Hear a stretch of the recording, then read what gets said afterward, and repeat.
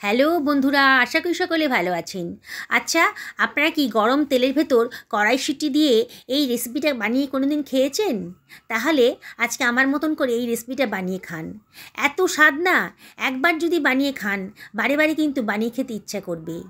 আমি এখানে বেশ খানিকটা কড়াইশুঁটি খোসা ছাড়িয়ে একটা বাটির ভেতর রেখে দিয়েছি।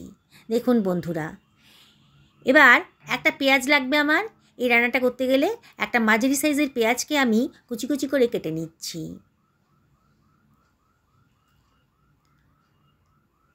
যেমন খুশি করে কাটা যাবে, এই পেঁয়াজগুলো অতটা মিহি করে কাটলাম না, যেমন খুশি রাফলি কেটে নিলাম। এবার একটা টমেটো নিয়ে নিয়েছি, মাঝারি সাইজের টমেটো, আগে থেকে ধুয়ে পরিষ্কার করে নিয়েছিলাম। এই টমেটোটাকেও আমি রাফলি কেটে নিচ্ছি। বন্ধুরা, রেসিপিটা একেবারে নতুন ধরনের। একবার যদি বানিয়ে খান বারে বারে কিন্তু বানিয়ে খেতে ইচ্ছে করবে। এক থালা গরম ভাত কিন্তু এটা দিয়েই খাওয়া হয়ে যাবে, এতটাই স্বাদিষ্ট। আমি একটা কড়াই গরম করে নিয়েছি। কড়াইটা যখন বেশ গরম হয়ে গেছে তখন এখানে 1 টেবিল চামচ মতো সর্ষের তেল দিয়ে দিলাম। আজকে সর্ষের তেলেই রান্নাটা করব। এবারে আমি এর ভেতর দিয়ে দিচ্ছি কতগুলো রসুনের কোয়া। তেলটা যখন বেশ গরম হয়ে গেছে, রসুনের কোয়াটাকে একটুখানি ফ্রাই করে নিচ্ছি। এই 10 সেকেন্ড মতন ফ্রাই করে নেব। দেখুন, গ্যাসের ফ্লেমটা হাইতেই রেখেছি আর অনবরত কিন্তু নাড়তে হবে। এবারে আমি এর ভেতরে দিয়ে দিচ্ছি একটা পেঁয়াজ কুচি। যে পেঁয়াজটা কুচিয়ে রেখেছিলাম সেটাই দিয়ে দিলাম। দিয়ে সব কিছু আবার ভালো করে মিশিয়ে নিচ্ছি।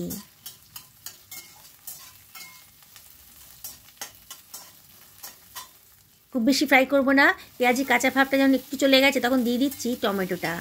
যে টমেটোটা কুচি করে রেখেছিলাম সেটাও দিয়ে দিলাম। দিয়ে সব কিছু আবারও ভালো করে নাড়াচাড়া করে নিচ্ছি। বন্ধুরা, রেসিপিটা যদি ভালো লাগে তাহলে লাইক শেয়ার কমেন্ট করতে কিন্তু ভুলবেন না।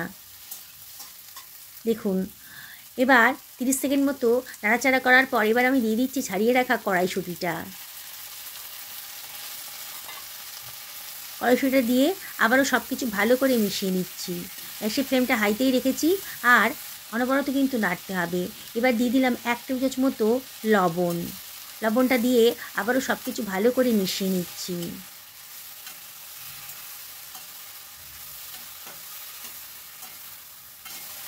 আস্তে আস্তে কড়াইশুঁটির কালারটা চেঞ্জ হয়ে গেছে। দেখুন, কড়াইশুঁটি কাঁচা ভাবটাও কিন্তু আস্তে আস্তে নষ্ট হয়ে যাচ্ছে। এবারে আমি এর ভেতর দিয়ে দিচ্ছি একটা বিশেষ উপকরণ, যেটা দিলে কিন্তু তার স্বাদ একেবারে 100 গুণ বেড়ে যাবে। 2 টেবিল চামচ মতো নারকেল কোড়া এখানে দিয়ে দিলাম। দিয়ে গ্যাসের ফ্লেমটা এবারে একেবারে লোতে করে দিয়েছি আর অনবরত কিন্তু নাড়তে হবে, নাহলে কিন্তু নারকেলটা পুড়ে যেতে পারে। এবার মিনিট খানেক ভালো করে নাড়াচাড়া করে নিয়েছি। দেখুন, নারকেলটা বেশ ভাজা ভাজা মতো হয়ে গেছে। এবার এটাকে ঠান্ডা করতে দেব। গ্যাসের ফ্লেমটা কিন্তু অফ করে দিয়েছি, দিয়ে অন্য একটা পাত্রের ভেতর তুলে রাখছি। এটাকে ঠান্ডা করে নিয়েছি। দেখুন, বেশ ঠান্ডা হয়ে গেছে যখন, তখন এটাকে আমি একটা মিক্সার গ্রাইন্ডারের ভেতর দিয়ে দেব। পুরোটা একসাথে দিতে পারবো না, আমি ছোট মিক্সার গ্রাইন্ডারটা ব্যবহার করেছি, তাই এখানে অল্প অল্প করে দেব, মানে ব্যাচে ব্যাচে গ্রাইন্ড করে নেব। খানিকটা দিয়ে দিলাম। এবারে এর ভেতরে দিয়ে দিচ্ছি কতগুলো কাঁচা লঙ্কা। আজকে শুকনো লঙ্কা ইউজ করবো না, কাঁচা লঙ্কা দিয়েই করব। তাও বলছি, লঙ্কাটা কিন্তু নিজেদের পছন্দ মতো দেবেন। কে কীরকম ঝাল পছন্দ করেন সেরকম অনুযায়ী দেবেন। আর এখানে দিয়ে দেবো বেশ খানিকটা ধনেপাতা। ধনেপাতার বোটার অংশটা ছিঁড়ে ফেলে দিলাম। এবার হাত দিয়েই ছিঁড়ে দিচ্ছি। খানিকটা ধনেপাতা হাত দিয়ে ছিঁড়ে মিক্সার গ্রাইন্ডারের ভেতর দিয়ে দিলাম। আর বাকিটা রেখে দিলাম, বাকিটা ওই ব্যাচের সাথে গ্রাইন্ড করে নেব। এবার এটাকে আমি গ্রাইন্ড করে নিলাম। দেখুন, ঝরঝরে মতো হয়েছে, দানা দানা মতো আছে। একটু জল দিতে হবে, গ্রাইন্ডারটা ভালো হয়নি, সেই জন্যে আমি এখানে 2 টেবিল চামচ মতো জল দিয়ে দিলাম। জল দিয়ে আবার ওটাকে ভালো করে গ্রাইন্ড করে নিচ্ছি। এবারে খুব সুন্দর করে গ্রাইন্ডটা হয়ে গেছে। আর এটাকে অন্য একটা পাত্রের ভেতর সরিয়ে রাখছি।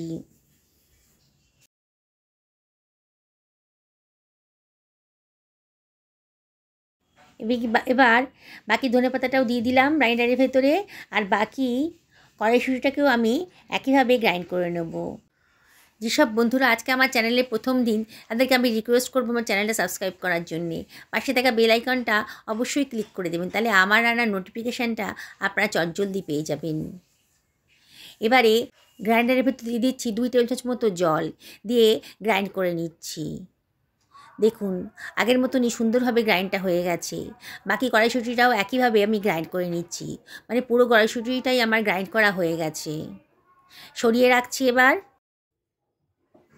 একটা কড়াই গরম করতে দিয়ে দিয়েছি, এর ভেতর দিয়ে দিলাম 1.5 টেবিল চামচ মতো সর্ষের তেল, আর দিয়ে দিচ্ছি 1/2 টেবিল চামচ মতো কালো জিরে।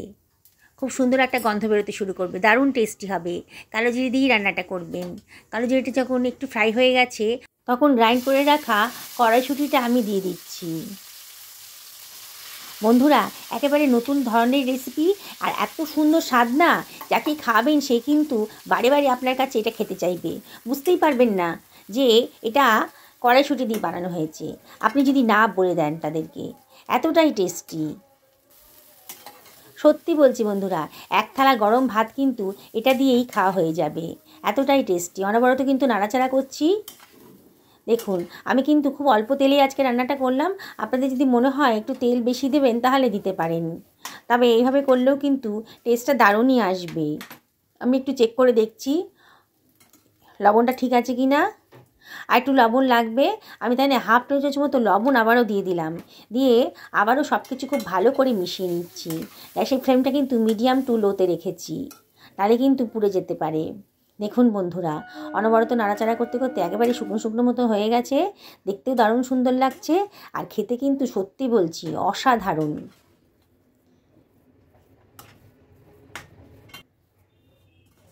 আবার একটু নাড়াচাড়া করে দিলাম, দিয়ে এবারে গ্যাসের ফ্লেমটা অফ করে দিয়েছি, আর অর্ধেক লেবুর রস আমি এর ভেতর দিয়ে দিচ্ছি। অসাধারণ টেস্টি হবে, একদিন অবশ্যই এরম করে বানিয়ে খাবেন। আর বললাম তো, এতটাই ভালো লাগবে না গরম ভাতের সাথে খেতে, যে আপনাদের মনে হবে কড়াইশুঁটি নিয়ে এলেই একবার এই রেসিপিটা বানিয়ে খাই, এতটাই টেস্টি। দেখুন বন্ধুরা, আবার একটু নাড়াচাড়া করে দিচ্ছি। লেবুর রসটা দেওয়ার আগে কিন্তু অবশ্যই গ্যাসের ফ্লেমটা অফ করে দেবেন। দিয়ে এবার এটাকে রেডি হয়ে গেছে। এবার একটা সার্ভিং বলে আমি এটাকে সার্ভ করে দিচ্ছি। যেসব বন্ধুরা রেসিপিটা ফেসবুক থেকে দেখছেন তাদেরকে আমি রিকোয়েস্ট করব আমার পেজটা ফলো করার জন্যে। ভালো লাগলে লাইক করবেন, কমেন্ট করবেন। আপনাদের লাইক আর কমেন্ট পেলে আমার ভিডিও করার উৎসাহ কিন্তু অনেক গুণ বেড়ে যায়। একটু কাঁচা লঙ্কা দিয়ে দিলাম, আর ওপর থেকে দিয়ে দিচ্ছি একটু কাঁচা তেল, সর্ষের তেল অবশ্যই। খেতে কিন্তু দারুণ লাগবে। আমি আপনাদেরকে আবারও রিকোয়েস্ট করব, একদিন অবশ্যই এটা বাড়িতে বানিয়ে খান। গরম ভাতের সাথে কিন্তু দারুণ খেতে লাগবে, রুটির সঙ্গে খেতেও কিন্তু দারুণ লাগে। আমি নিজে খেয়ে দেখেছি, নিজে বানিয়ে খান, পরিবারের সকলকে খাওয়ান, সবাই কিন্তু দারুণ খুশি হবে। সকালে ভালো থাকুনই কামনা করে ভিডিওটা এখানে শেষ করলাম। নমস্কার নেবেন।